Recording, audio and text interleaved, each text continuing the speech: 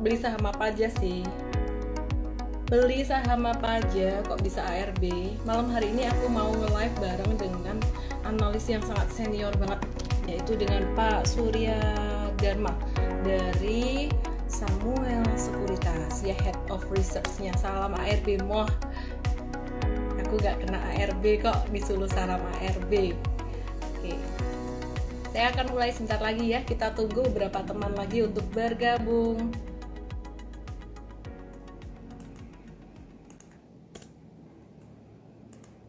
Kita tunggu sebentar lagi. PMMP, saham apaan tuh?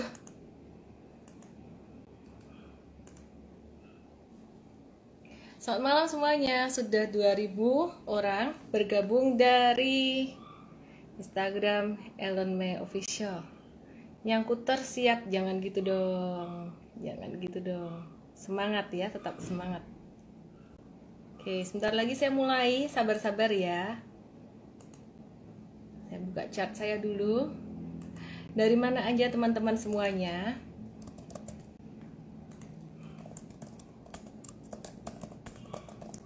Perdana nonton. Wah, tahu dari mana nih? Konstruksi gimana ini? Oke, malam hari ini saya akan nge-live bareng dengan Pak Surya Dharma ya. Ditunggu sebentar teman-teman.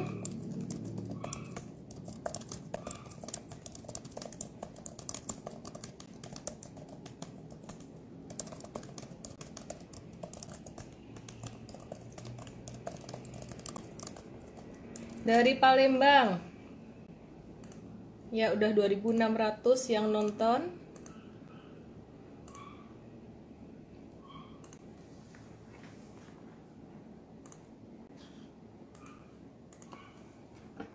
Yang naik cuman goreng-gorengan.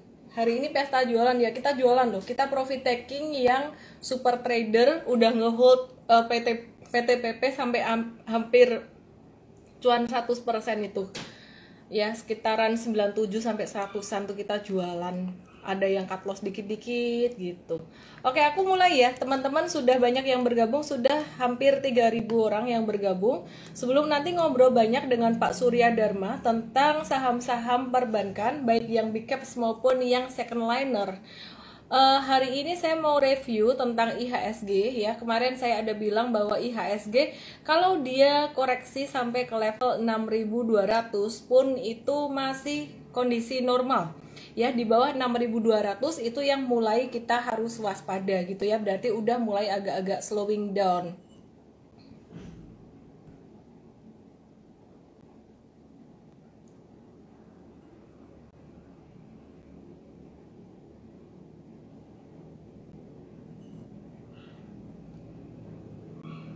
Oke, ya. Nah, hari ini yang narik IHSG turun tuh saham apa aja sih sebenarnya? Pastinya kita akan lihat saham-saham big caps dulu ya. Kalau kita mau tahu IHSG ini tadi koreksi karena saham apa? Tunggu ya, aku buka chartku dulu ya. BRI hari ini turunnya agak-agak lumayan gitu. BRI. Terus kemudian chart saya agak-agak lambat ini. Ya, BRI dia turunnya kelihatannya 0%, tapi padahal dari pagi itu buka tinggi terus kemudian koreksi. Turunnya tepat di harga penutupan kemarin. Jadi dianggap 0% gitu. Padahal dari pagi sebenarnya koreksi dia. Terus kemudian selain itu ada big caps perbankan sih, ada Bank Mandiri, dia juga kena resisten ya. Jadi kalau aku ngelihat perbankannya saat ini, tidak hanya perbankan, untuk saham-saham yang udah banyak naik itu udah agak-agak capek. Aku akan langsung cepat aja untuk bahas teknikalnya karena kita akan bahas banyak hal penting bareng dengan Pak Surya Dharma ya, Head of Research dari Samuel Sekuritas. Sebelumnya aku kasih disclaimer dulu ya. Aku kasih disclaimer dulu teman-teman semuanya bahwa acara malam hari ini sifatnya adalah edukasi, tidak ada perintah beli dan jual. Jadi kalau ada keuntungan dinikmati sendiri, kalau cuan kan nggak bagi-bagi. Nah, kalau ada risiko diantisipasi juga ya, diantisipasi sendiri dan tentunya kita bantu juga gitu. Oke, aku akan review untuk saham konstruksi. Hari ini Mtrade ada jualan saham PTPP Kita ada jualan saham PTPP.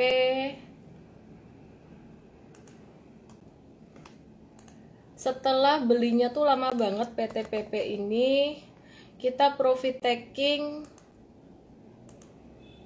Kemarin yang swing trading kita profit taking, profitnya 8% gitu.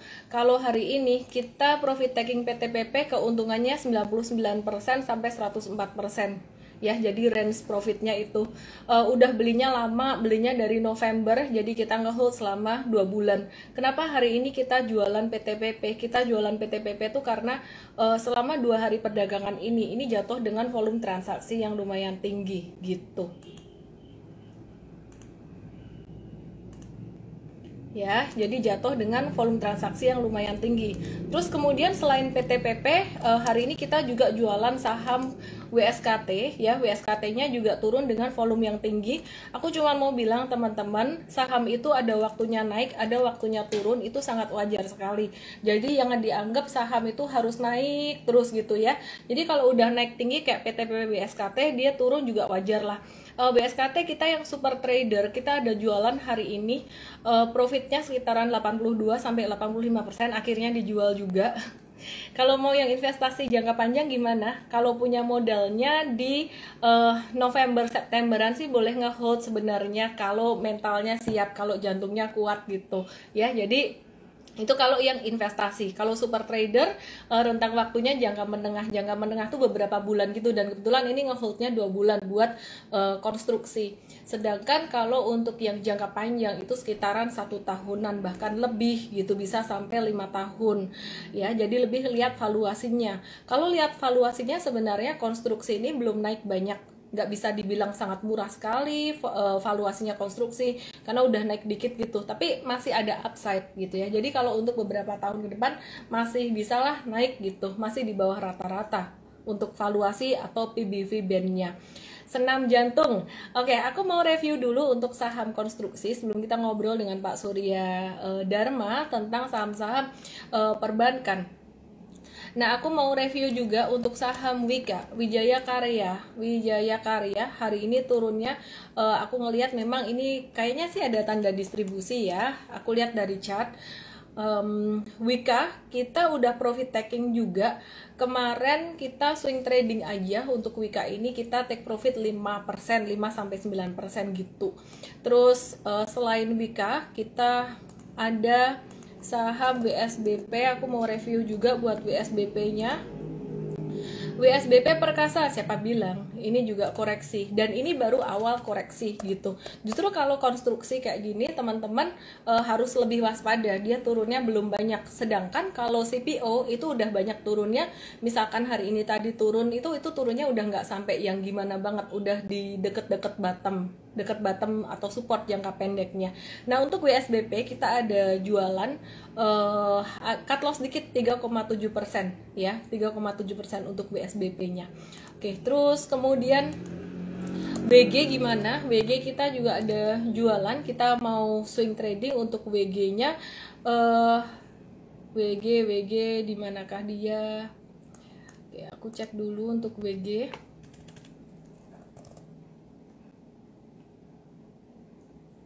WG hari ini kita cut loss juga sekitar 4,2%. Jadi yang beli-beli di atas untuk konstruksi kita jual-jualin hari ini. Terus aku cuma mau review buat CPO. Jadi dua yang sangat kebalik banget ya. CPO itu ini masih di area support ya. Untuk harga CPO sekarang pas banget di MA 50-nya, agak-agak tembus ke bawah dikit. Teman-teman yang punya CPO sabar-sabar aja dulu, jangan terlalu panik, jangan terlalu worry gitu. Karena untuk CPO ini gerakannya mirip banget sama kayak saham batubara kemarin gitu. Jadi saham-saham CPO tadi pagi sempat mantul, terus kemudian siang hari ditarik turun dikit, sabar-sabar aja, hold aja gitu untuk AALI. Terus kemudian LSIP-nya juga ya. Jadi menurut saya meskipun ini turunnya juga nggak sampai yang akan dalam banget gitu. Jadi teman-teman nggak perlu terlalu khawatir. Justru malah kalau yang konstruksi itu yang harus profit taking. Kemudian Antam ini besok masih bisa koreksi nggak? Perkiraan saya sih masih bisa ya, sekitaran 2400, 2450. Kenapa turun? Apakah karena ada for sale? For sale karena banyak orang yang trading pakai margin terus nyangkut gara-gara beli KF Enough, terus apalagi ya IRA, terus apalagi saham-saham yang turun auto reject bawah banyak, terus kena for sale, Antamnya dijual-jualin gitu. Saya nggak tahu itu behind the scene, tapi si Antam ini dia memang udah naiknya terlalu tinggi, jadi wajar banget lah dia koreksi sesuai dengan perkiraan saya. Candlenya memang dia harus retrace dulu sampai sekitarannya 2500 2400-an. Oke. Terus kalau Pegas sendiri gimana buat Pegas? Pegas kita masih wait and see sampai besok mungkin ya. Pegas kita masih wait and see. Kalau besok dia turun lagi, kita kemungkinan akan keluar untuk lakukan pembatasan risiko. Begitu ya, itu untuk Pegasnya. Oke, saya akan review sedikit saham lagi sebelum kita invite Pak Surya Dharma dari Samuel Sekuritas.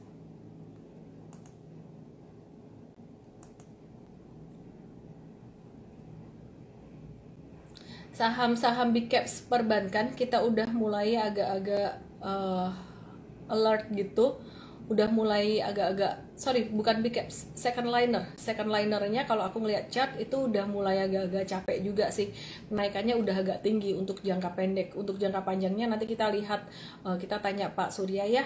Terus kemudian untuk ICBP, Indofood, Unilever dan juga GGRM HMSP, teman-teman, yang namanya saham itu pasti muter ya, sektornya pasti berubah-ubah gitu. Jadi nggak bisa kayak sektor ini jalan terus gitu. Oke. Unilever jangan masuk dulu kalau nggak mau nyangkut ya, jangan masuk dulu Unilever. Dia bakalan bisa turun lagi sampai ke level 7.300 si Unilever ini short term.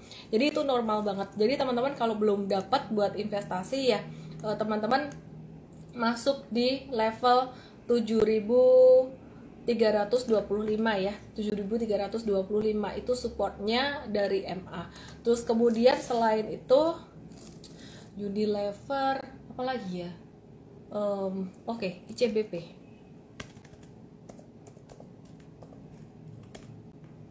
ICBP juga sama teman-teman, kalau teman-teman belum punya jangan buru-buru masuk, masih bisa agak koreksi dikit ya, koreksi normal. Dan teman-teman yang masih punya duit belum tahu mau investasi saham apa, boleh tuh beli ICBP atau Indofood, kemudian Unilever, GGRM, HMSP tuh sisa itu, saham-saham yang big caps yang masih murah banget tuh sisa itu teman-teman. Kalau misalkan nggak berani masuk di level-level saat ini, besok mungkin 1-2 hari bisa koreksi dikit gitu. Kalau nggak berani masuk semuanya, hajar lamsam habisin duit gitu. Nggak berani berarti bisa nyicilnya mungkin 2 bulan aja lah ya. Kalau 4 bulan nanti udah terlanjur naik tinggi gitu. Ralsnya masih, kalau untuk jangka 1 tahun, 6 bulan sampai 1 tahun sih ini masih ngehold aja sih ya. Support HMSP di angka berapa? Support HMSP terdekat di 1460, yang berikutnya di 1400. Oke, aku akan invite Pak Surya Dharma. Halo. Halo. Halo Pak Surya. Halo Elan. Apa kabar? Baik, baik. Backgroundnya seru banget Pak. Untung hijau-hijau ya Pak ya backgroundnya ya. Iya, sengaja bikin hijau. Sengaja, luar biasa. Oke, teman-teman, ini adalah Pak Surya Dharma di depan kita. Beliau adalah Head of Research dari Samuel Sekuritas Indonesia dan pastinya udah sangat senior banget nih. Kita sangat bersyukur sekali, kita beruntung banget ada Pak Surya Dharma di depan kita saat ini. Pak Surya, gimana kondisi market saat ini? Terus Pak Surya ngelihatnya Januari ini gimana nih? Apakah termasuk bubble? Naiknya udah mulai terbatas, apakah bubble-nya akan pecah atau gimana? Sebelum kita bahas saham-saham perbankan. Ya kalau misalnya dilihat kan memang kan Januari efek ini kan orang sudah antisipasi ya akan terjadi ya. Tapi memang kenaikannya itu kan di luar perkiraan kan terlalu cepat ya kalau saya lihat ya. Jadi memang luar biasa karena terutama kan investor retail kita itu kan sekarang sangat kuat ya. Jadi ini yang nggak pernah terjadi ya. Kalau dulu itu kan mungkin transaksi investor lokal yang retail itu mungkin jauh ya dibawakan investor asing misalnya kan. Kalau sekarang kan bisa retail aja mungkin bisa 70% ya. Kalau total lokal itu kan udah di atas 80% ya. Jadi itu yang membuat memang indeks kita menjadi sangat tinggi ya di Januari ini. Jadi kalau hari ini banyak terjadi penurunan, saya pikir ini masih normal ya. Seperti Ellen tadi bilang ya, bisa ke 6.200 saja masih normal gitu ya. Ya itu sih memang Gitu memang ya Pak ya. iya masih normal lah. Oke, oke, oke. Terus kalau Bapak ngelihat sendiri nih ya, bulan Januari ini ya, ini koreksi normal gitu ya. Kalau saham-saham perbankan sendiri gimana Pak? Kalau Bapak ngelihatnya sebagai tema utama kita hari ini juga, perbankan big cap, perbankan second liner itu udah overbought, over value atau masih bisa untuk investasi? Nah, jadi kalau perbankan ini kan kita lihat selalu pertama yang jadi benchmark itu kan four big banks ya. BCA, BRI, Mandiri, sama BNI kan. Nah, kita perlu lihat valuasi masing-masing seperti apa. Nah, sedangkan karena investor retail kita ini yang sangat kuat, akhirnya kan malah bank-bank yang second liner itu kan yang naiknya cukup tinggi ya. Jadi kalau saya pikir sih beberapa itu agak irasional juga lah istilahnya gitu ya. Karena valuasinya itu sudah melebihi saham-saham for big banks kan. Ada beberapa lah, nanti kita bisa discuss seperti apa. Jadi kita seperti bandingkan misalnya sepeda tapi harganya Mercedes gitu kan. Sedangkan yang betul-betul mobil kijang itu dihargainya motor gitu kan. Jadi itu kan memang suatu hal yang menarik juga ya, karena memang tren dari investor retail lokal kita ini dengan investor asing itu agak berbeda ya. Cara berinvestasi juga agak beda. Itu juga terlihat sekali di saham-saham perbankan kita gitu. Oke, oke, menarik banget ya. Ini tadi teman-teman netizen juga lagi pada komen nih. Normal correction yang nggak normal adalah yang beli saham pakai hajar, pakai utang, pakai margin, habis itu pakai banyak sekali. Ada yang pakai uang arisan, Pak. Oke, jadi tipsnya gimana ini, Pak? Jadi kalau saya lihat sih memang beberapa bank besar ini kan valuasinya tuh jauh sekali ya dibandingkan second liner ya. Saya kasih contoh misalnya kayak BNI ya, BBNI ya. Itu kan sekarang itu di price book value dia ya, diperdagangkan kan. Kalau kita bandingkan misalnya dengan BRIS atau Agro yang hampir 6 kali price book value, itu berarti kan seperenamnya ya. Jadi valuasinya seperenamnya, tapi orang tetap beli juga gitu. Jadi pada waktu saya pernah sampaikan juga mengenai BRIS ya, valuasi seperti apa, saya bilang udah mahal nih, tapi kenyataannya kan naik, orang jadi tertarik untuk beli malah ya. Betul. Karena retail ini kan Betul. agak berbeda kan polanya kan. Kadang udah nggak ngelihat lagi valuasi hajar aja gitu kan.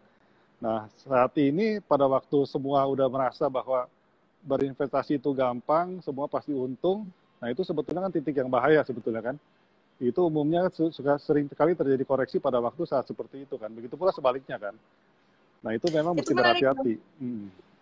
Itu menarik banget yang Pak Surya katakan ya, ketika orang-orang dalam berinvestasi merasa gampang dan selalu untung, merupakan titik berbahaya. Terbukti banyak banget yang pakai margin, pakai utang, dan saya jadi keinget nih Pak, satu quotes dari Sir John Templeton yang sering saya sebut juga, the bull market born on pessimism, grow on skepticism, die on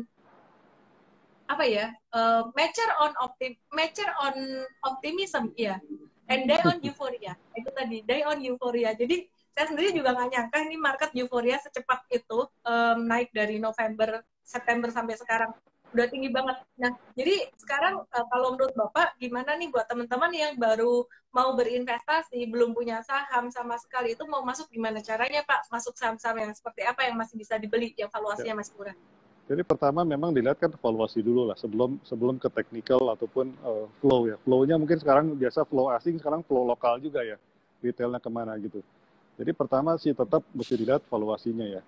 Jadi kalau misalnya for big banks nih, kalau BCA kan selalu premium misalnya katakanlah ya. Mungkin dia sekarang di sekitar 4,9 kali ya price book value. Kemudian BRI misalnya 3 kali price book value, terus Mandiri 1,6, si BNI 1 kali ya. Jadi itu kita perbandingkan masing-masing, kita suka yang mana, tapi kembali lagi tetap valuasi itu sangat penting ya. Karena kita seperti membeli suatu barang, suatu saham dengan perusahaan yang kita katakan bagus, tapi kita nilai perusahaan itu sebetulnya seberapa sih nilainya kan. Nah, setelah itu baru kita lihat teknikalnya seperti apa gitu kan. Apakah sekarang posisi untuk beli apa posisi untuk jual. Jadi itu memang sangat penting. Kelihatannya dengan adanya beberapa ARB beberapa hari ini, kelihatannya orang-orang sudah mulai melihat lagi kepada valuasi ya. Kalau sebelumnya udah Benar. melupakan, hanya melihat flow aja, flow-nya yang mana yang sedang rame masuk situ kan. Sekarang udah mulai berpikir, mulai berhitung-hitung kembali kan. Jadi untuk investor Kayaknya yang baru, ya kenapa? kayaknya sebentar aja. Jadi investor yang baru kan mesti hati-hati juga, karena kebanyakan kan ikut-ikutan juga kan banyak sekali terjadi kan. Betul sekali, ya. Ini kalau sekarang sih mungkin teman-teman yang habis beli pakai pakai hutang, pakai apa segala macam mungkin baru ingat akan pentingnya valuasi gitu ya. Tapi nanti kalau market udah normal, udah naik lagi, kayaknya Ya. bakalan bisa lupa lagi tuh. Betul, lagi psikologi kan. Kalau menurut Pak Surya sendiri nih ya, gimana tanggapan Pak Surya tentang beberapa saham yang eh, saham-saham ini sih, saham second liner yang naiknya lumayan cepat banget, terutama untuk BRIS. Tadi memang udah disebut ya, BRIS ini kan ada merger ya, merger dengan, jadi beberapa bank syariah di merger jadi satu. Nah, pendapat Pak Surya ke depan itu gimana sih prospek BRIS ini secara fundamental? Apakah dia nantinya ke depan akan jadi kuat secara fundamental, lebih kuat gitu? Jadi nggak yang saham yang terlalu volatile lagi gitu. Ya, Gimana sebenarnya Pak? Pris ini kan bagus sebetulnya dengan merger ini ya. Jadi asetnya itu mungkin sekitar 210 miliar sekarang ya. Jadi modal itu sekitar 20 triliun. Nah, awalnya kan memang diberitakan bahwa BRIS ini akan menjadi bank buku 4 ya. Tujuannya kan mungkin melalui right issue ya. Right issue kalau saya hitung-hitung Iya. kan kalau buku 4 itu kan 30 triliun. Berarti mereka mesti right issue mungkin sekitar 10 triliun ya. Rencananya kan mungkin 2022 ya. Tapi kemudian saya baca lagi OJK itu sekarang malah merubah dari apa namanya buku ketentuan bank mengenai buku 1 2 3 4 itu menjadi perhitungan yang berbeda apa namanya kategorinya. Jadi kategori yang keempat itu mungkin nanti jadi apa 70 triliun ya. 70 triliun. Jadi misalnya mereka ingin menambah 10 triliun pun itu mungkin tidak masuk buku kategori 4, tapi kategori I 3 gitu see. ya. Jadi itu memang ada perbedaan di situ. Mungkin yang kategori 4 itu cuma hanya 4 bank besar itu ya. Nah, tapi memang BRIS ini kan dengan adanya Mandiri Syariah dan BNI Syariah itu kan menjadi bank yang cukup besar ya. Bank cukup besar, apalagi mereka juga rencananya akan mengambil UUS-nya si BTN ya. Jadi unit usaha syariahnya BTN itu akan diambil alih, itu kira-kira asetnya sekitar 30 triliun. Jadi sebetulnya BRIS ini memang akan menjadi bank yang besar ke depannya, apalagi kan beberapa aturan seperti misalnya kanun ya di Aceh, itu kan harus bank syariah ya. Jadi beberapa bank itu memang juga mengalihkan asetnya ya, aset maupun liabilitas itu, kredit maupun BPK itu kepada bank syariah bawahan anak perusahaan mereka gitu. Jadi itu memang bisnisnya itu menjadi agak menarik juga ke situ ke depannya. Tapi kembali lagi memang karena euforia ini, valuasi dari BRIS ini kan menjadi mahal ya. Karena naiknya cukup Benar. tinggi ya. Kalau dia terus seperti 6 kali price book value, kalau menurut saya sih agak irasional juga gitu ya. Karena katakanlah bank yang biasa paling mahal tuh BTPS sama BCA lah. Katakanlah BCA aja. Itu valuasinya kan di bawah 5 kali ya. Masih 4 kali itu juga terasa mahal gitu ya. Nah ini bisa sampai 6 kali Betul. kan, hampir 6 kali itu kan memang sangat tinggi ya valuasinya. Tapi kembali Kalau lagi menurut, saya, hmm, ya, boleh kembali lanjutkan. lagi tapi memang tergantung preferensi dari masing-masing ya. Apakah ini mahal apa enggak ya. Tapi kalau menurut saya sih cukup premium ya saat ini ya. Ya. Kalau menurut Hmm. Pak Surya untuk BRIS sendiri, ini nilai wajarnya atau harga wajarnya di angka berapa ya Pak ya? Ya kalau misalkan kita katakanlah induknya nanti kan Mandiri ya. Nanti kan di apa namanya dikonsolidasinya ke Mandiri bukan ke BRI lagi kan. Nah Mandiri sendiri kan sekarang diperdagangkan pada 1,6 kali price book value. Kalau katakanlah BRI aja itu kan 3 kali ya. Nah ini mereka aja terhadap BRI aja 2 kali valuasinya gitu. 2 kali valuasinya. Jadi kalau menurut saya sih harusnya sih mungkin harusnya di bawah itu ya. Di bawah itu harusnya sih. Karena kalau kita lihat Oke, ROI-nya pun juga relatif kan lebih rendah ya dibandingkan induknya ya. oke. Saya izin update secara teknikal dikit ya Pak ya. Nah, Boleh. teman-teman yang penasaran dengan BRIS, teknikalnya gimana? Kalau mau jawaban menghibur, mau jawaban menghibur atau jawaban jujur ini? Ya, kalau saya lihat secara teknikal, BRIS ini masih berpotensi terkoreksi sampai ke level 2790, bahkan bisa sampai ke level 2600. Bukan saya mau menebarkan fear, enggak. Ini saya cuma ngebaca chart aja, karena dia naiknya juga udah tinggi banget. Kalau dihitung secara persentase, BRIS itu naik dari 4 Januari sampai tanggal uh, 13 Januari ya sekitaran 9 hari itu udah naik 72%. Nah, kalau dia naik 72%, kemudian sampai hari ini dia tuh turunnya dari atas baru turun 17%. Sebenarnya kalau dibilang wajar nggak jatuh kayak gini ya, wajar-wajar aja. Kalau sampai ke 2790 dia turun 29% dari atas ya. Masih wajar-wajar aja karena fluktuasinya memang tinggi banget gitu. Pak, mau nanya juga Pak tentang pendapat Pak Surya tentang BBKP nih. Ya. BBKP kan kemarin sempat ketika ada informasi akan merger atau akuisisi ya, kerjasama dengan Kukmin, itu kan jadi rame banget tuh untuk BBKP-nya. Nah itu gimana Pak prospek BBKP ke depan secara fundamental? Sebetulnya bagus ya, karena ini kan bank tadinya kan udah cukup bermasalah ya. Mungkin likuiditas juga agak bermasalah. Kemudian Kukmin kan masuk pertama sebagai pemegang saham nomor 2 ya, setelah Bosowa.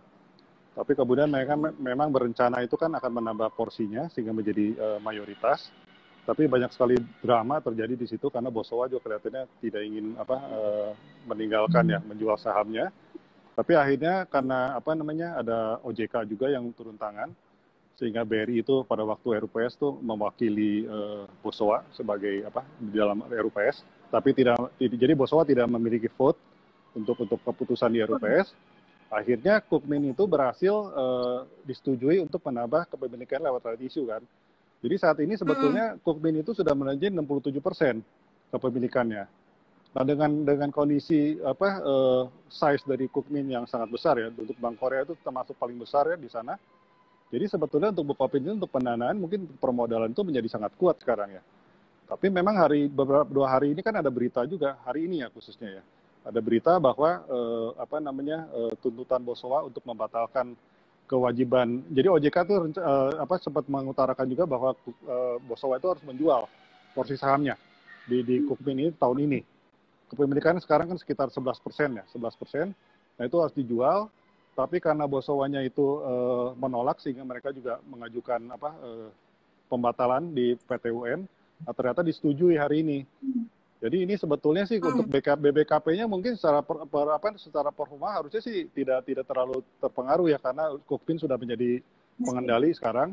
Tapi mungkin takutnya ada istilah direcokin lah gitu ya. Jadi ada pertikaian di situ kan yang jadi mengganggu gitu di situ kan.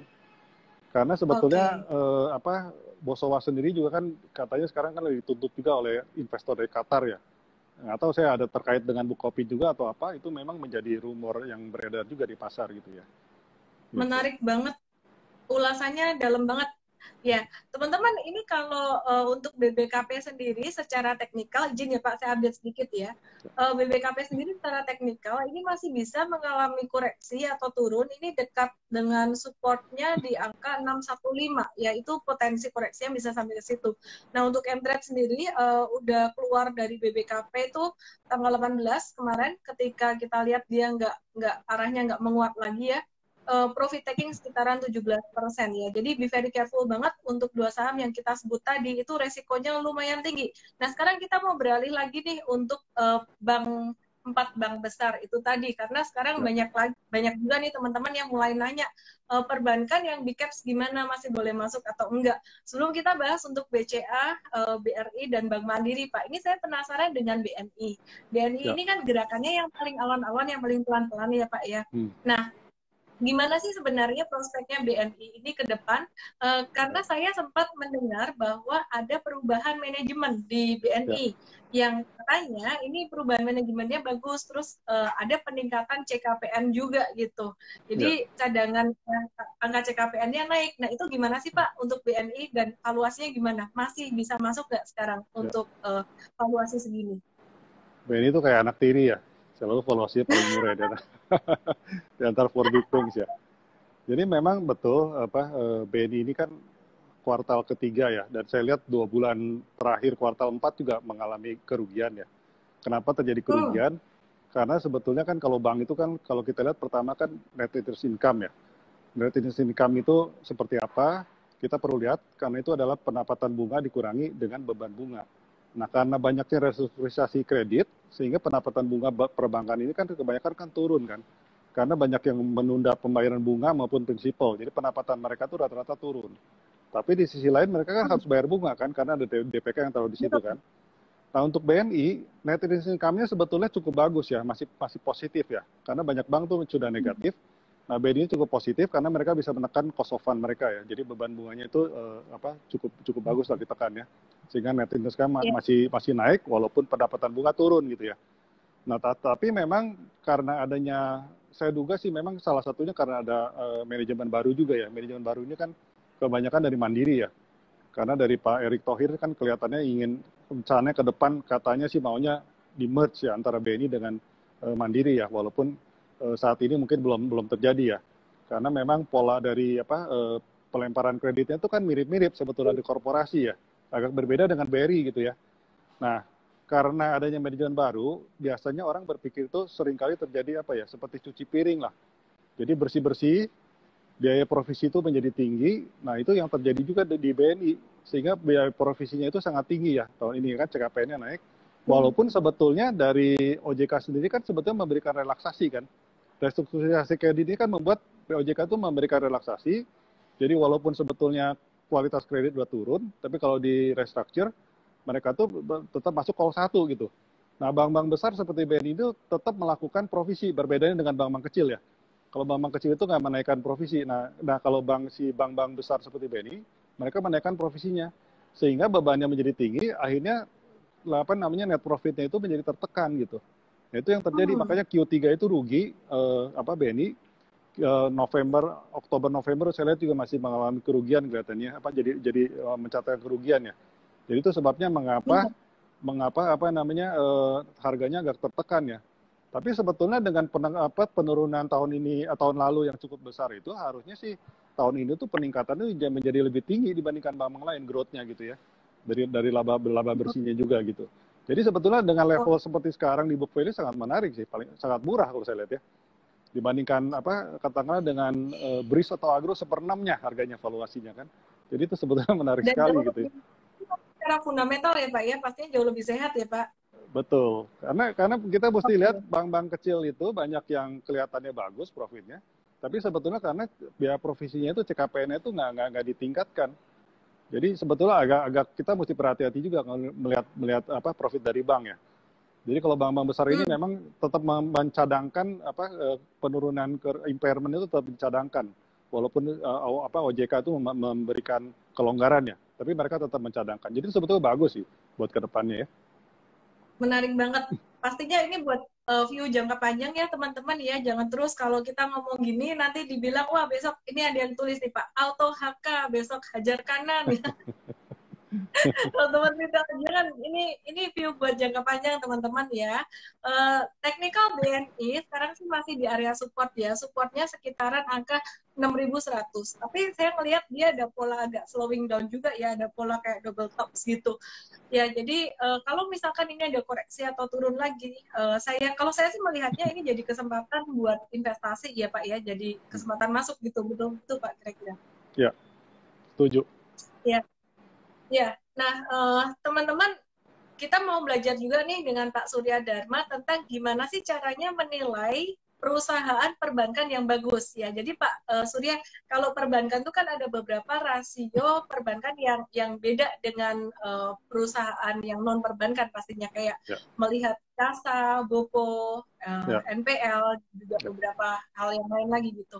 Nah, gimana sih Pak ini teman-teman retail pengen tahu gimana caranya menilai perusahaan perbankan yang bagus itu sebenarnya dari ke-6 rasio itu tuh yang paling penting diperhatikan itu apa gitu, karena kebanyakan cuma fokus kepada laba dari perusahaan perbankan itu sendiri dan juga dari NPL-nya atau tingkat kredit macetnya. Nah, kalau dari rasio-rasio yang lain itu sebenarnya yang penting diperhatiin apa.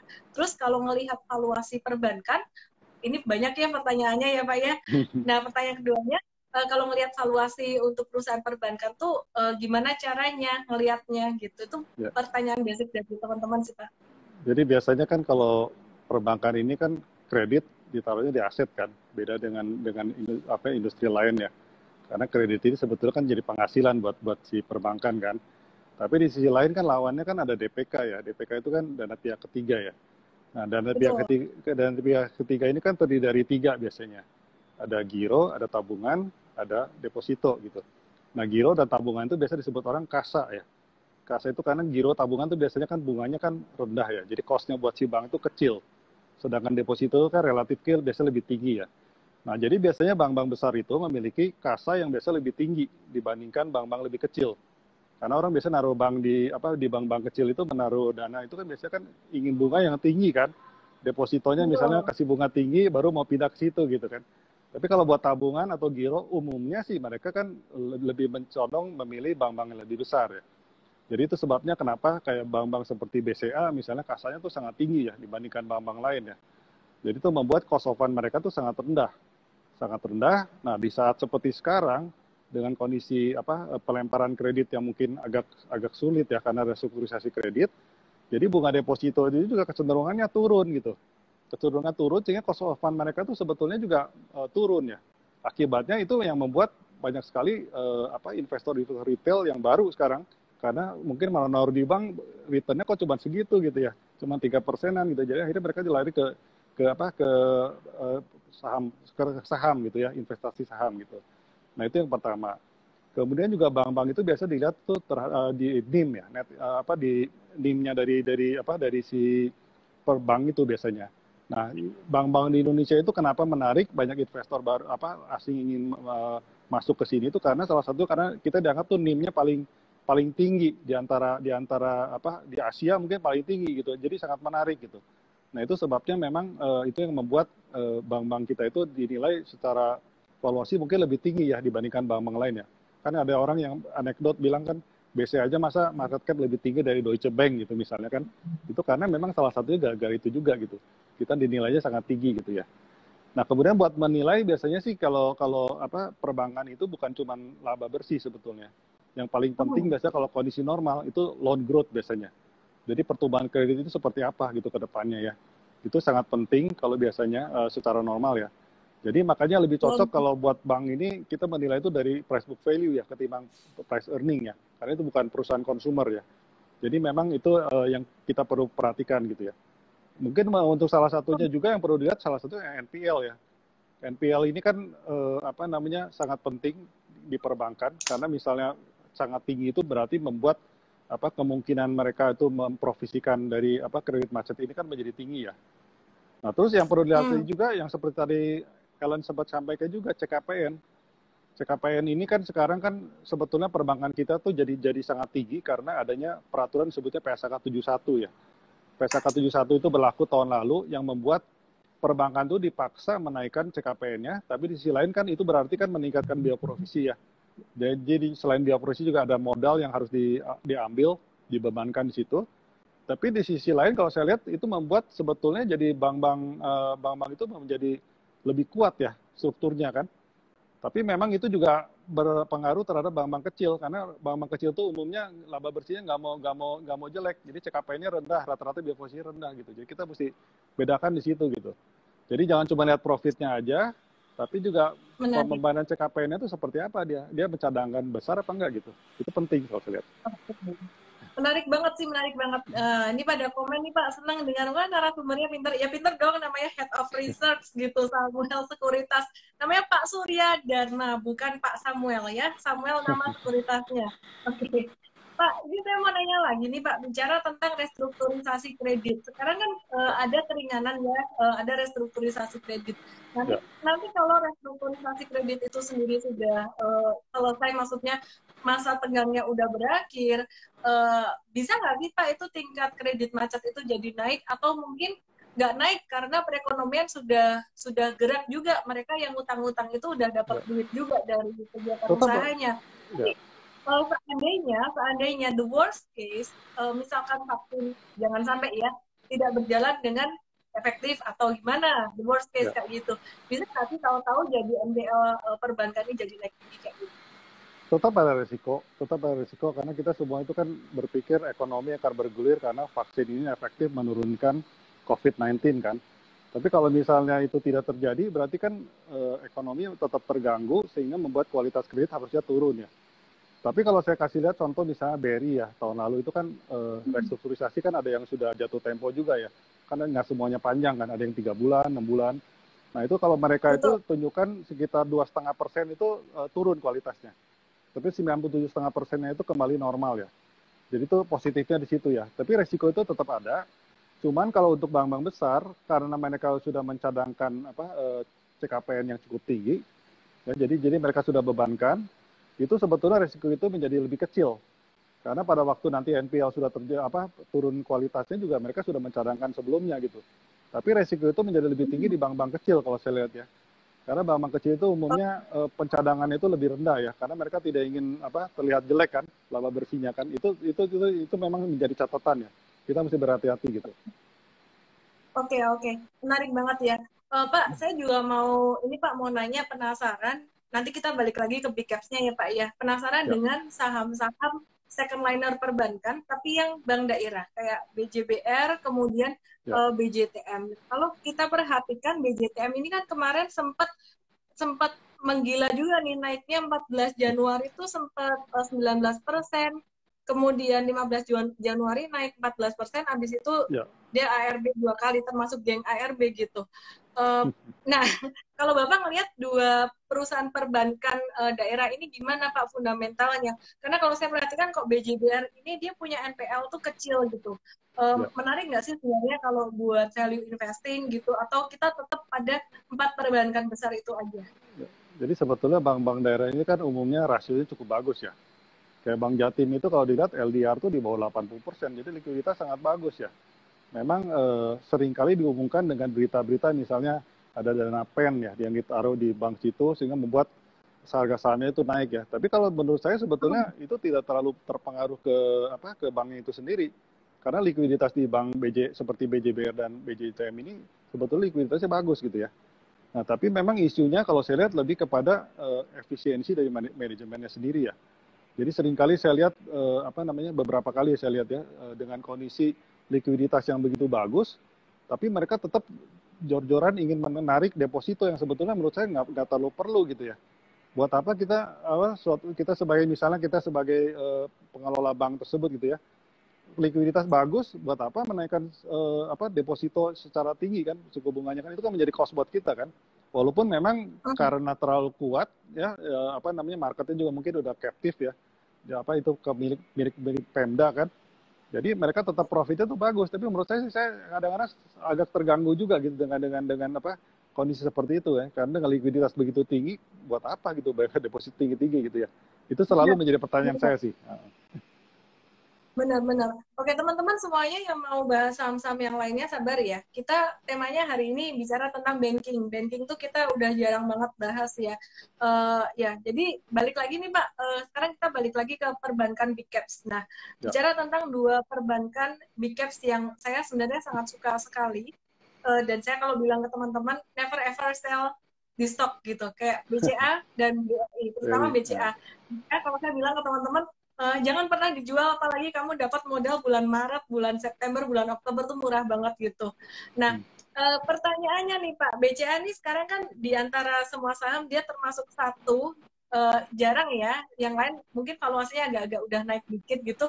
Tapi kalau si BCA ini udah termasuk yang agak-agak over value gitu. Itu gimana Pak BCA ini kalau teman-teman masih mau masuk buat investasi gimana?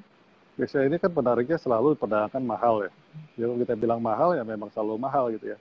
Jadi target price juga saya umumnya tuh seringkali jadi susah juga gitu memvaluasinya karena memang growth-nya dari si BCA ini kan selalu bagus ya. Jadi saya kasih contoh misalnya terakhir saya kasih target price tuh 35.300 ya. Saya pikir wah ini udah tinggi juga. Tembus juga, tetap tembus gitu ya. Jadi agak susah juga BCA ini. Tapi memang performa dari BCA ini sangat menarik ya. Pada waktu COVID-19 PSBB dan lain-lain ini terjadi, kan kita semua prediksi perbankan laba bersih pasti turun kan, kayak baru restrukturisasi kredit ya. Nah, tapi ternyata BCA itu penurunannya itu dapat dibilang sangat di bawah ekspektasi gitu ya. Sangat kecil kalau menurut saya dibandingkan perkiraan gitu ya. Karena kenapa? Salah satunya adalah karena kasa mereka tuh sangat kuat. Sehingga cost of fund mereka tuh menjadi rendah. Akhirnya net interest margin pendapatan bunga bersih mereka itu menjadi tumbuhnya cukup tinggi dibandingkan ketiga bank lain ya, ketiga bank peers-nya ya. Jadi itu sangat menarik sekali ya. Dan kalau dilihat memang NPL dari BCA ini kan juga sangat rendah ya untuk bank sebesar itu ya. Karena mereka dapat dibilang kan sangat konservatif ya dalam dalam melempar kredit ya. Misalnya untuk sektor batu bara aja mereka nggak ada sekarang. Jadi itu memang sesuatu hal yang agak berbeda yang saya sendiri pribadi juga sangat suka ya dengan bank ini ya. Tapi memang valuasinya kan selalu mahal ya. Walaupun sekarang nggak paling mahal lagi, udah banyak yang lebih mahal gitu ya. Betul, betul sih, betul sih. Tapi menurut saya ya, BCA ini mahal bukan karena dia valuasinya mahal, tapi memang karena dia premium. Kalau kalau menurut saya sih ya, karena Hmm. perusahaan ini memang benar-benar bagus. Mungkin kalau dibandingkan kayak BRIS itu dia mahal, menurut saya memang kemahalan gitu. Hmm. Belum belum seharusnya segitulah. Oke. Kalau BRI sendiri gimana nih Pak? Bank Nah ini kalau Kembang Desa. BRI ini kan menariknya kan ada rencana untuk merger misalnya. Merger atau enggak saya belum tahu skemanya. Tapi kelihatannya sih mungkin akan merger dengan Pegadaian dengan PNM ya. Jadi kehilangan BRIS di satu sisi konsolidasi ke Mandiri, tapi di sisi lain dikasih Pegadaian sama PNM gitu ya. Nah Pegadaian ini kan labanya kan cukup tinggi ya dengan PNM ya. Kalau saya hitung itu dua-duanya itu kan perusahaan yang sehat. Sehingga saya hitung itu mungkin bisa Betul. 15% ya penambahan laba bersih di situ ya. Nah, itu yang pertama. Kedua juga mungkin asetnya si BRI ini akan menjadi terbesar lagi kan dengan adanya Pegadaian dengan PNM ya. Nah, itu mereka tanggal 21 ini kan lusa itu mungkin mau RUPS ya. RUPS untuk Betul. melihat skemanya. Nah, tapi di sisi lain berita ini juga membuat orang-orang berspekulasi terhadap agro kan. Anak perusahaan dari BRI sendiri kan. Karena Benar. melihat contoh dari BRIS kan. Anak perusahaan yang di merger gitu. Jadi orang berpikir wah jangan-jangan merger dengan agro gitu. Walaupun itu sebetulnya kita belum tahu ya seperti apa gitu ya. Jadi itu juga mendorong memang harga agro naik ya belakangan ini. Nah BRI ini Ya, sendiri sebetulnya kalau dilihat kan memang luar biasa juga ya performanya ya. Karena untuk mikro itu kan mereka sangat luar biasa. Nggak ada satu bank pun di Indonesia yang bisa menyaingi ya. Khususnya untuk mikro ya. Karena mereka udah sampai pelosok. Itu juga satu-satunya bank yang punya satelit mungkin ya. Bank-bank lain kan nggak ada yang seperti itu ya. Jadi itu benar. memang itu sangat disukai makanya oleh investor asing khususnya ya. BRI ini selain BCA ya. Itu memang bagus, tapi memang kembali lagi laba bersih tahun lalu sih pasti turun juga gitu. Pasti turun juga karena Oke. provisi mereka juga tinggi ya, bisa sekitar 25 T ya untuk provisi aja gitu. Jadi mungkin tahun lalu itu mungkin laba bersih terbesar mungkin jadi BCA sekarang. Kalau sebelumnya kan tahun sebelumnya kan BRI ya yang paling besar ya. Nah, BRI mungkin kalah oleh BCA untuk tahun lalu ya. Oke, oke, oke. Oke, menarik banget ya. Teman-teman, Pak Surya, saya izin buat review teknikalnya ya. Silakan. Untuk saham tadi disebut Agro ya dan juga BRI. Saya start dari BRI dulu deh. Saya mulai dari BRI dulu. Bentar ya, saya buka chatnya dulu. Oke, BRI sekarang ini lagi normal consolidation. Teman-teman kalau misalkan mau investasi di BRI, dia kayaknya koreksinya tuh nggak bakalan lebih murah daripada 4.400. Bahkan di 4440 itu ya, itu agak-agak di support gitu. Jadi nggak bakalan sampai di bawah itu. Sedangkan kalau BCA ini level supportnya ada di 34750. Kayaknya kalau nawar di bawah itu agak susah deh. Nah, ini bicara tentang agro nih. Siapa yang nyangkut di agro? Semoga nggak ada ya. Ya, jadi agro ini dia udah naiknya lumayan tinggi banget nih.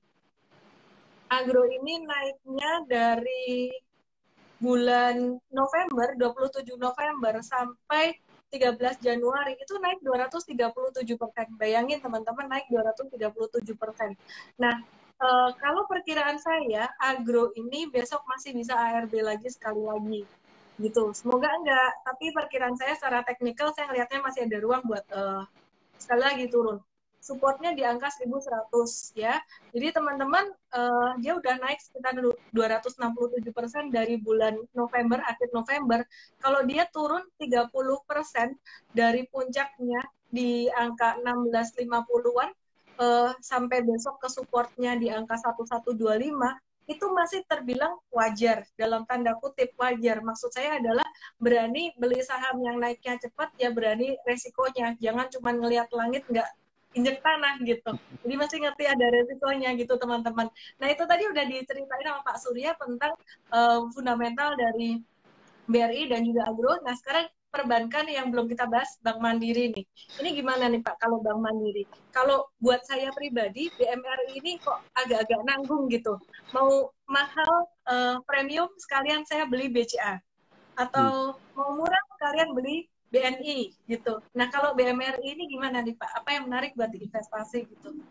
BNI sebenarnya kedua paling murah sih di antara 4 bank ya. Dia sekitar 1,6 kali sih sebetulnya termasuk diskon juga ya dibanding rata-rata dia ya selama secara historis ya. Jadi itu memang ceritanya juga sama untuk Bank Mandiri ya. Jadi mereka tuh korporasi terbesar ya. Jadi bank ini sebetulnya kuatnya itu dulunya di korporasi dengan komersial, tapi karena komersialnya itu NPL-nya mungkin cukup tinggi, akhirnya mereka itu sekarang mengurangi porsi komersial, tapi korporasi tetap. Nah, ingin mengembangkan sebetulnya ke mikro ya, ke mikro dan konsumer. Tapi konsumer kan dengan kondisi PSBB ini kan mungkin agak sulit ya untuk tumbuh ya. Jadi memang sekarang masih tujuannya ke korporasi dan ke mikro ya. Jadi masih ke sana larinya. Nah, ya, isunya sama sebetulnya. Pencadangan dari biaya provisi yang meningkat kan tahun lalu ya. Tahun lalu tuh mereka naik sekitar, saya hitung itu sekitar di atas 80% ya provisinya ya. Jadi itu membuat laba bersih dia juga mungkin turunnya cukup dalam juga ya untuk tahun lalu ya. Nah memang valuasinya itu cukup menarik saat ini. Selain itu juga kan BRIS nantinya kan dikonsolidasi ke bawah Mandiri ya. Jadi itu bank itu sebetulnya tadinya sempat menjadi kalau saya itu menjadi bank dengan aset terbesar ya sebelum BRI diberitakan dengan Pegadaian dan PM ya. Jadi itu memang dua bank yang selalu kejar-kejaran ya dari segi aset ya. Dari segi aset. Jadi dengan valuasi seperti sekarang sebetulnya menarik ya. Walaupun lebih mahal dari BNI, tapi kan kalau dibandingkan dengan BRI aja kan mungkin mereka masih jauh ya. Sekitar berapa? 55% ya. Apalagi dengan BCA kan diskonnya kan cukup banyak ya. Masih menarik sih kalau saya lihat ya. Kalau dengan BCA diskonnya masih cukup banyak sih. BMRI ini supportnya ada di angka 6.600 teman-teman yang mau nawar buat investasi jangka panjang. Cuman ada yang menarik dengan BCA ya Pak ya. BCA ini kan ada plesetannya banget sampai antri gitu. Nah ini sama, tidak di kenyataannya, kecuali di prioritas gitu. Dan di saham ini kayaknya investor pada capek ngantri untuk dapetin harga diskon. Gampang naik, susah turun gitu. Iya. Oke, Pak Surya, kita mau move ke sektor yang lain yuk. Mungkin teman-teman ini udah pada penasaran dengan sektor yang lainnya. Pak Surya, kalau saat ini lagi cover sektor apa aja Pak selain perbankan? Saya konsumer Menarik seperti banget nih ya. CBP misalnya atau LB Pharma, Unilever gitu. Nah, itu menarik banget ya. Sektor consumer, tadi baru aja saya naikin konten, sektor consumer yang terbuli gitu. Jadi habis semua pada bilang, wah Unilever lambat turun terus. Kemudian di kala yang lain, ARB turun-turun, Unilever mulai naik. Gimana pandangannya Pak buat sektor consumer ini? Katanya nggak terlalu diminati karena dia defensif gitu. Bukan sektor yang turn around atau dampaknya naik tinggi setelah COVID gitu. Betul. Ini gimana? Jadi tahun lalu itu kan tahunnya konsumer ya dan telco ya. Jadi memang saham-saham konsumer itu pada waktu harga saham turun, indeks turun itu kan menjadi pilihan ya. Karena salah satunya mungkin ada alokasi sosial misalnya yang besar kan. Nah, tapi dengan tahun ini terjadi turnaround bahwa IPS kita akan naik dengan IHSG juga akan naik, itu akan jadi bergeser ya. Jadi pilihan utama tahun lalu itu sekarang menjadi bukan pilihan karena dianggap defensif kan. Orang mencari saham-saham yang lebih agresif gitu ya. Apalagi dengan ada ceritanya nikel misalnya kan dan lain-lain gitu yang membuat komoditas itu tahun ini menjadi saham-saham pilihan kan selain perbankan gitu. Jadi itu sebabnya memang beberapa waktu terakhir ini pada waktu saat saham-saham yang lain naik, saham-saham konsumer itu malah tertekan kan. Saham-saham tertekan karena orang berpikir walaupun ini murah naiknya kapan gitu ya. Tapi ternyata kan belakangan ini pada waktu terjadi ARB ini kan malahan saham-saham konsumer ya yang naiknya cukup bagus ya. Jadi itu memang ada terjadi turnaround dari pergeseran dari sektor juga ya. Yang tadinya nggak dilirik mungkin melihat ini saham defensif oke juga jadi milik ke konsumer gitu ya. Menarik banget. Kalau sekarang nih Pak, teman-teman pada penasaran kan mau investasi, terutama yang baru start ya. Tadi di awal saya juga ada sebutkan yang baru mulai investasi mungkin bisa lirik nih untuk Unilever, ICBP, HMSP, GGRM dan juga INDF ya. Ya. Kalau Bapak melihat sendiri nih dari saham-saham ini yang 6 saham yang saya sebutkan tadi termasuk Kalbe Farma, secara valuasi gimana Pak? Mana yang paling valuasinya sekarang masih terdiskon dan masih oke gitu? Kalau konsumer sebetulnya valuasi nggak murah ya. Umumnya kan price earning-nya kan cukup tinggi ya. Nah, khususnya kecuali mungkin rokok ya. Rokok karena sekarang kan tertekan banyak karena cukai ya, kenaikan cukai yang tinggi kan tahun Betul. ini kan.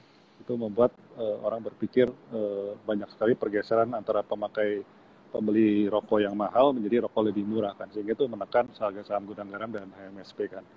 Nah, tapi kalau di sisi lain kita melihat konsumer yang lain seperti ICBP atau Indofood gitu ya.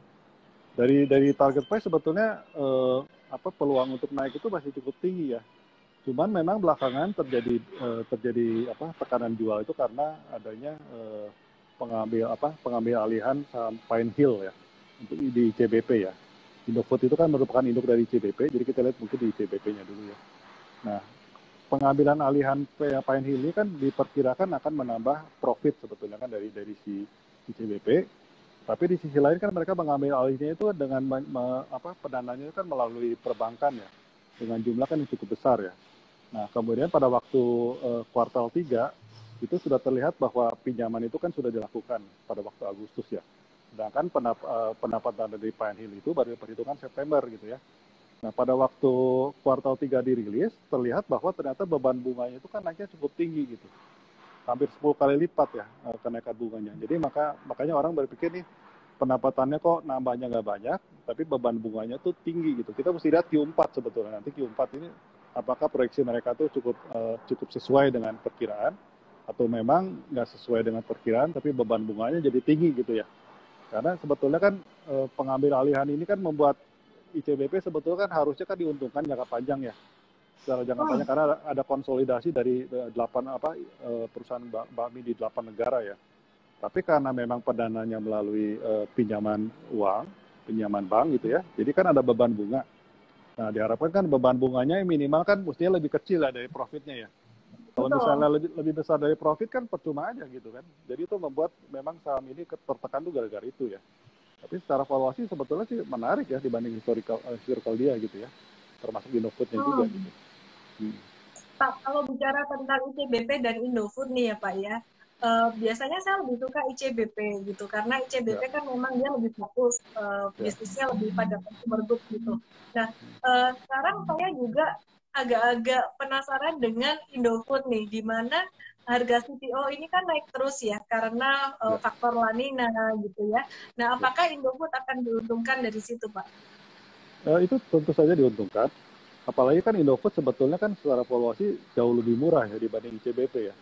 Jadi walaupun dia induknya, tapi sebenarnya valuasi lebih menarik karena di situ kan orang kadang-kadang kan ada yang lebih suka misalnya konsumernya aja gitu, ICBP-nya doang gitu kan, nggak suka plantation-nya atau apa namanya Betul, bogasarinya gitu ya.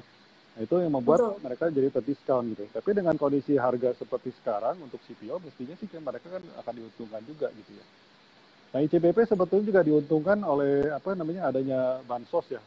Bansos dari PKH dan lain-lain itu membuat kalau dilihat kan volume dari penjualan mereka itu masih bisa tumbuh juga ya. Karena kita mesti lihat kalau misalnya perusahaan konsumer ya, kalau misalnya mereka udah jadi market leader, biasanya itu untuk menaikkan volume itu agak susah. Jadi tantangannya cukup besar ya untuk menaikkan volume. Karena rata-rata kan mereka udah market leader ya.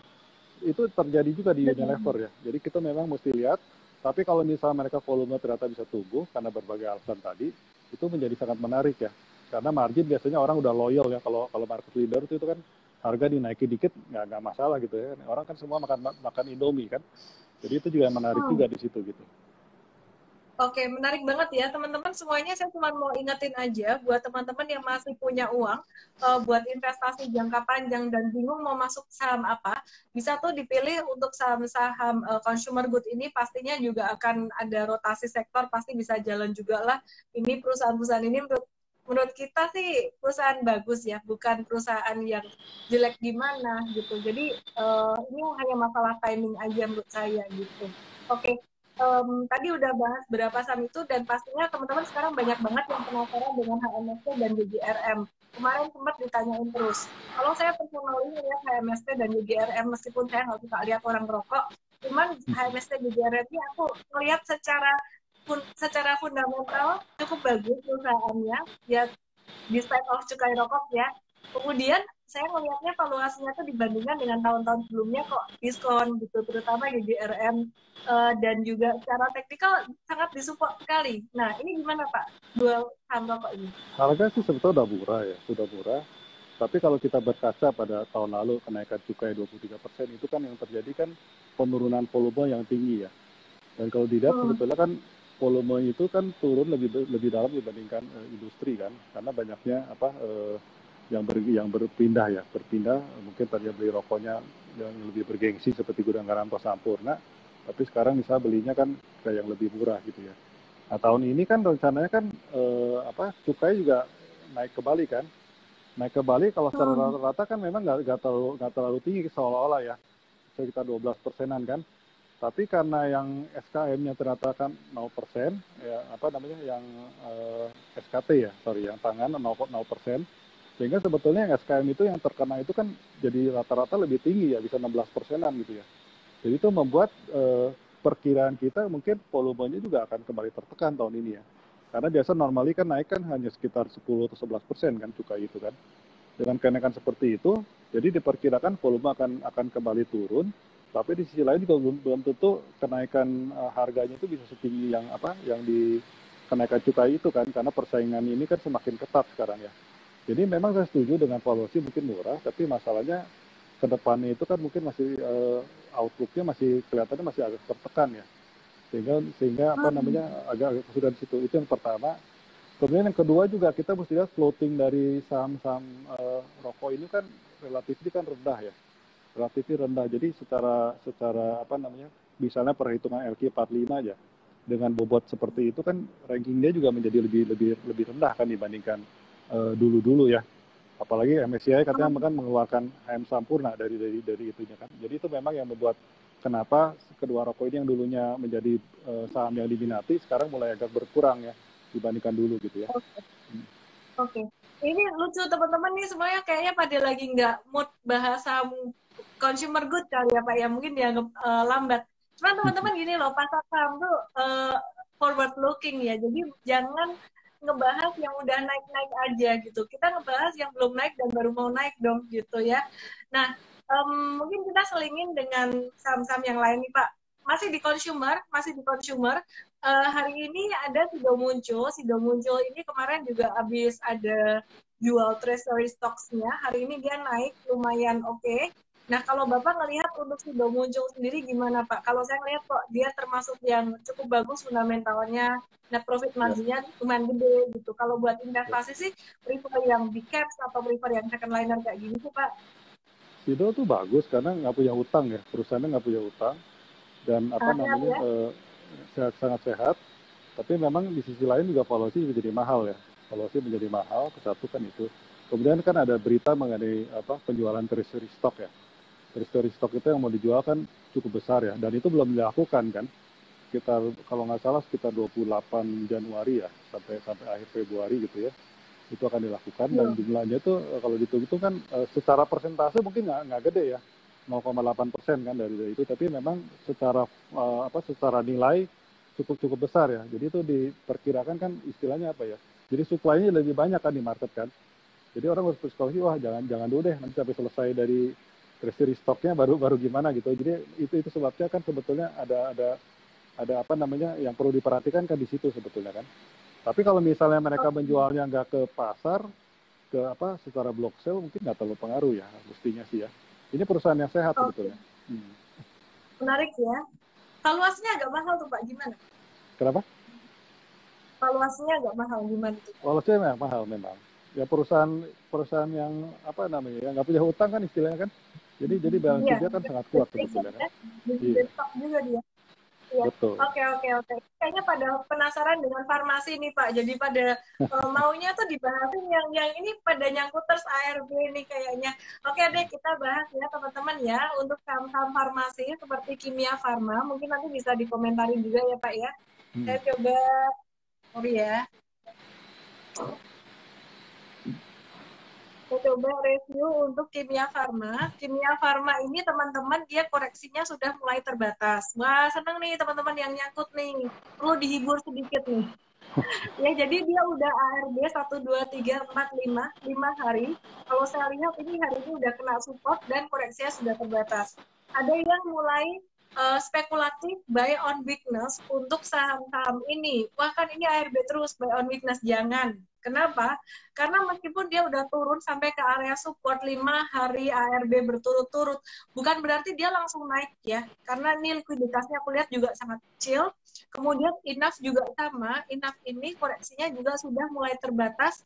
Dia udah kena di support 4875. Jadi yang nyangkut di Kimia Farma dan INAF kalau Anda mau buang besok itu telat ya. Maksudnya jangan asal cut loss-nya udah terlambat, better wait and see dulu.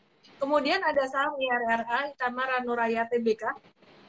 Ini supportnya malah masih agak jauh karena dia naiknya yang agak-agak kekencengan ya.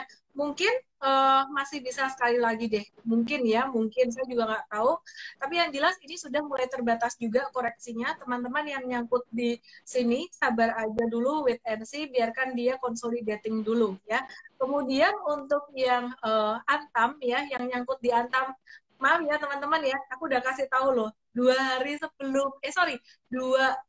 minggu sebelumnya. Jadi saya bahas Antam ini dari tanggal sekitaran 11 Januari.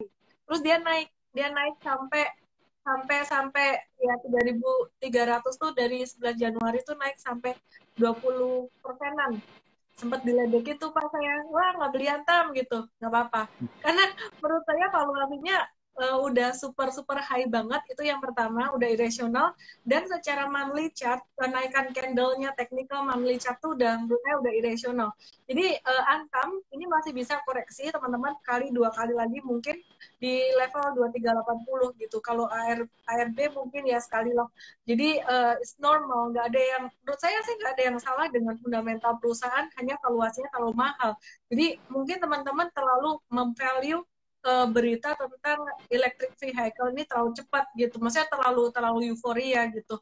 Pak Surya mungkin ada komentar Pak untuk saham-saham tadi Pak.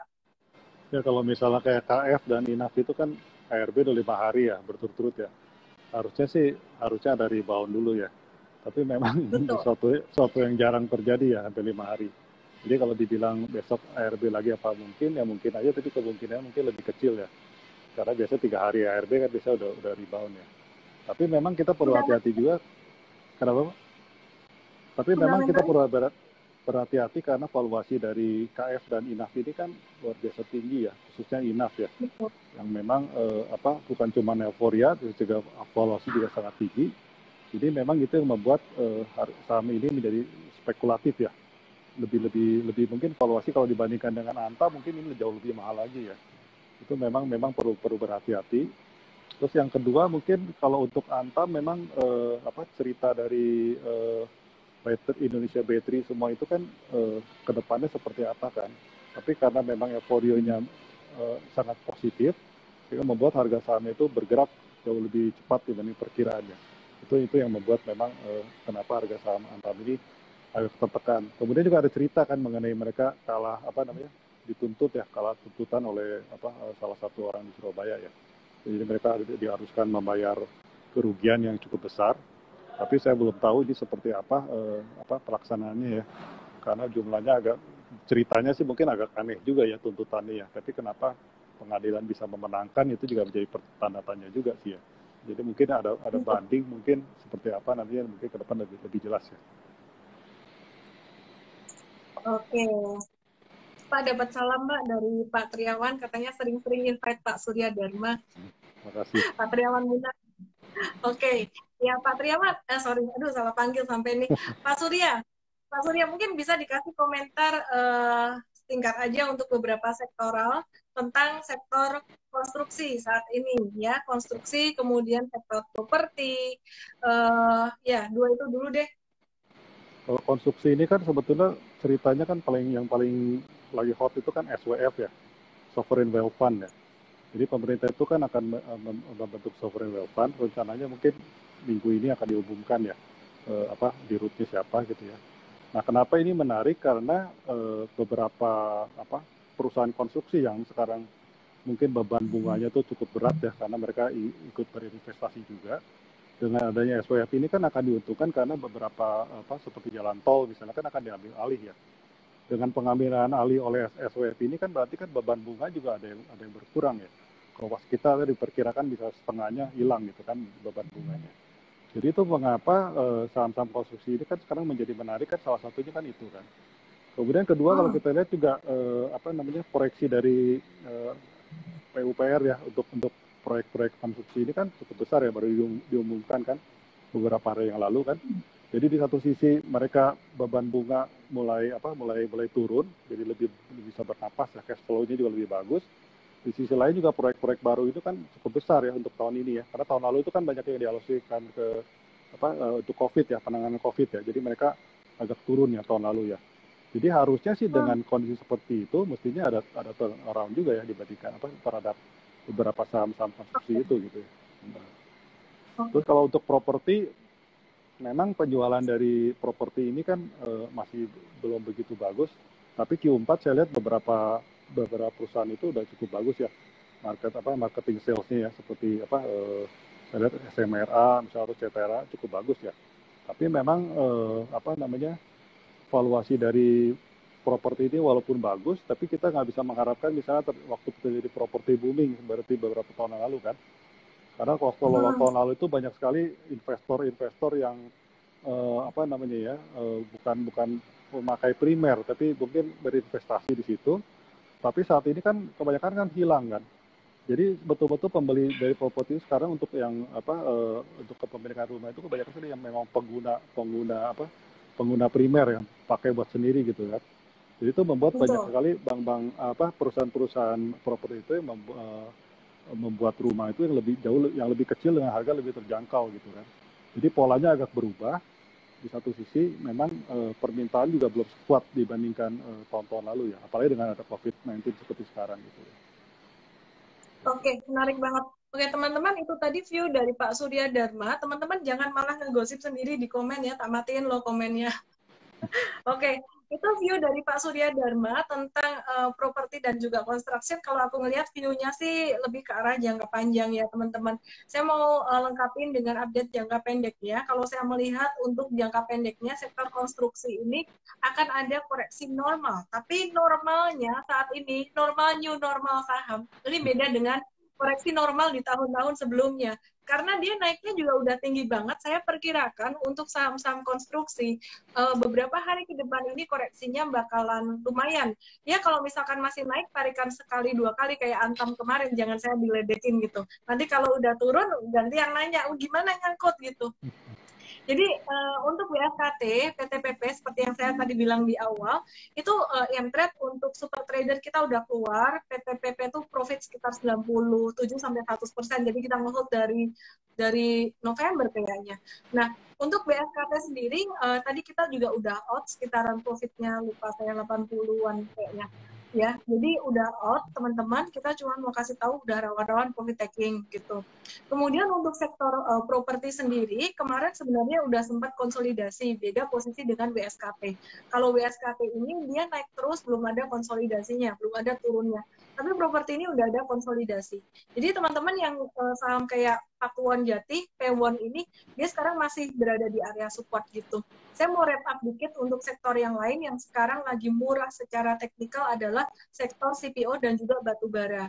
To the point aja untuk CPO yang lagi disupport apa, itu ada saham Astra Agro Lestari dan kemudian ada saham LSIP, mostly saham-saham CPO lagi disupport. Kemudian ada saham SIMP, ya, Salim Infomas Pratama, itu juga lagi disupport. Nah, kalau kita melihat sendiri, kita lihat dari harga CPO-nya sendiri, ini juga sekarang juga lagi di area-area support gitu sih. Kemudian selain itu sektor batubara, aku mau bahas dikit aja. Untuk sektor batubara, Bentar teman-teman ya, saya tertarik dengan saham Indi dan Duit itu tadi di area support juga. Jadi kalau untuk trading short term dia masih bisa mantul gitu.